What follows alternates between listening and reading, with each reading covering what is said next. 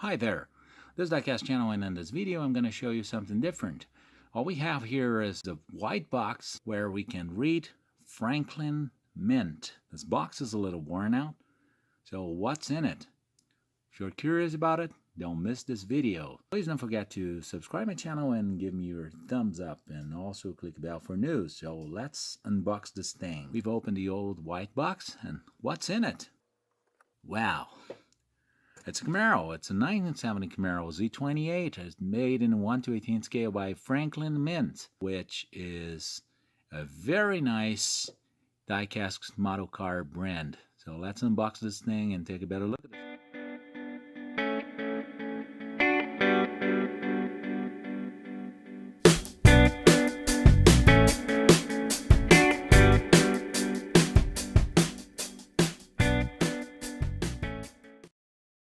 Video we're going to do a real unboxing since I've taken the box off, and now I'm going to take this car out of this base. One thing that's very interesting about this Franklin Mint precision models is the screws that hold the car to the base are actually with handles. So we have a handle here which we can turn around and unscrew the car from the base. That's very interesting because not even a screwdriver is necessary for that. So we're going to take this out of the base right now. So let's take the screws off.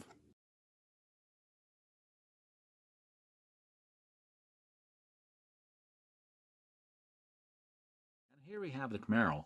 This Camaro really looks very nice. The color is nice. The quality of painting is nice since it's made by Franklin Mint, which is a very high quality diecast manufacturer.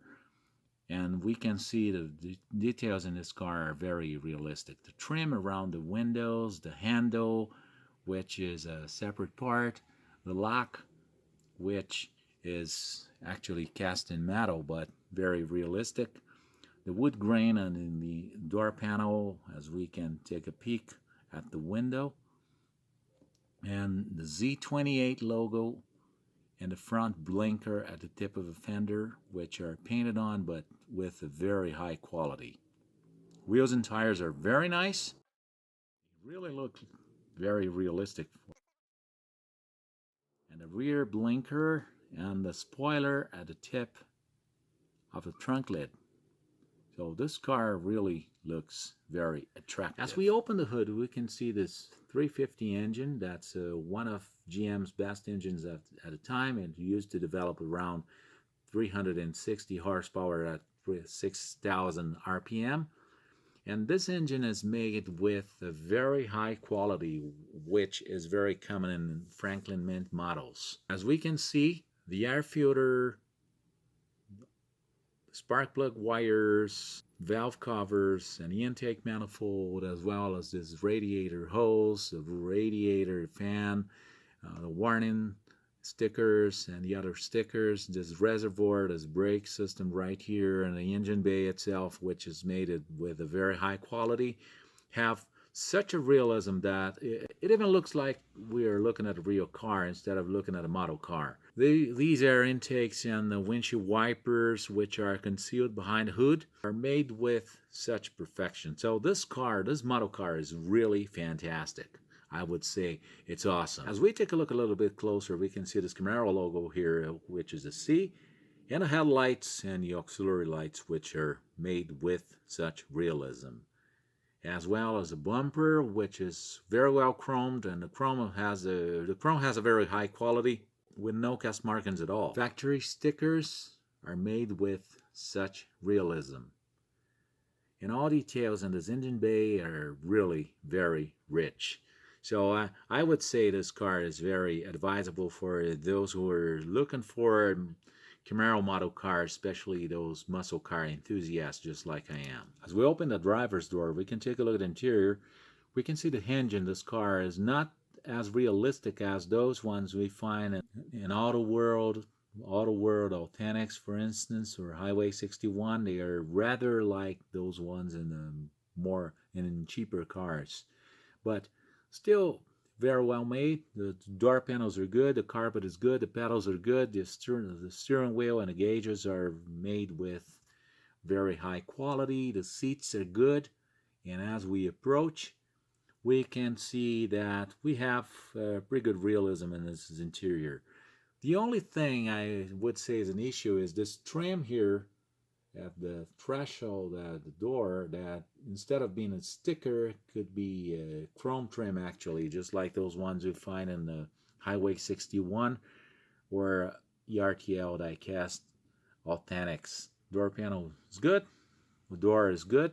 It doesn't have the same details we find in Auto World Authentics, just like those ones in those cars I've shown before, or even precision models.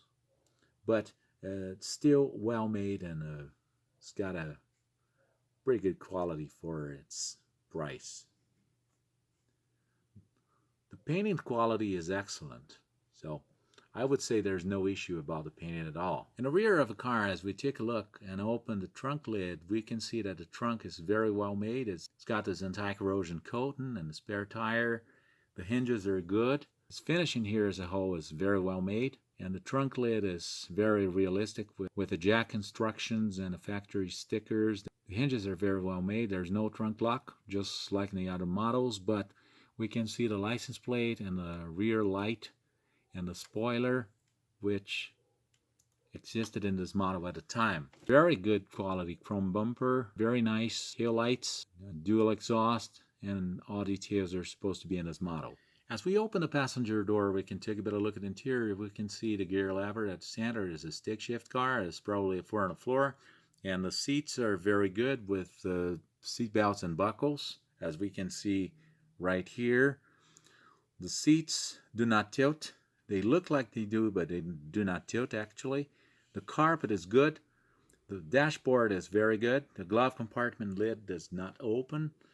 It doesn't have many movable parts, just like those ones you find on Highway 61 or ERTL Authentics, but still has a very high quality interior, but still has a very high quality construction.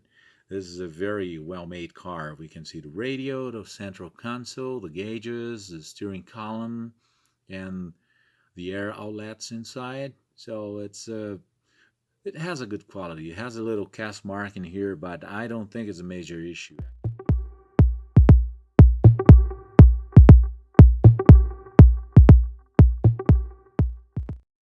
Well, looking at the books again, I go to this muscle car books, in which I have some more information about this Camaro. And here in the book, we have the 1970 Camaro Z-28. We have a different front, since we have the blinkers right here instead of being here between those headlights and the grille. And the bumper, we can see it's different. It's not interrupted in the grille here is continuous. It looks like a 1972 actually. And we have the wheels and tires, which are very similar to those ones we've seen in the model car. The trim around the windows, the lines in general, which are very similar. And we have some pictures of the interior of an actual car, which we can see they're very similar to those ones we find in the model we've just analyzed. And the rear of a car, and one more look at the wheels, as we can see the pictures of an actual car here in this book. The hinges here and the engine bay, we can see it are different from those ones in the model car, but the engine is pretty much the same. We have a little difference here in the exhaust manifold. And this one is a 350. It seems to be a 350 with the 360 horsepower at 6,000 RPM. So this is a very nice car actually. It's always good to go to books and take a look at the real thing. The bottom of this car is very well made. The base is very good. All we have here is 4 holes for attaching it to the base, to those screws we've seen before. But in general, this car is very well made, so I wouldn't say there's nothing really that would be an issue in this bottom of this car. It doesn't have a spinning drive shaft. It doesn't have a working suspension in the rear or in the front, but the wheels do steer. The engine and tranny are made with very realistic colors, as well as the pipes, the gas tank, and the pipe ends here at the end, dual exhaust. The details of the structure is a unibody, so we have the front structure and the rear structure is all integrated here. There's no body and chassis actually. So this is a very high quality car we can find made by Franklin Mint. So from 0 to 10, I would give this car a 10. I think it deserves.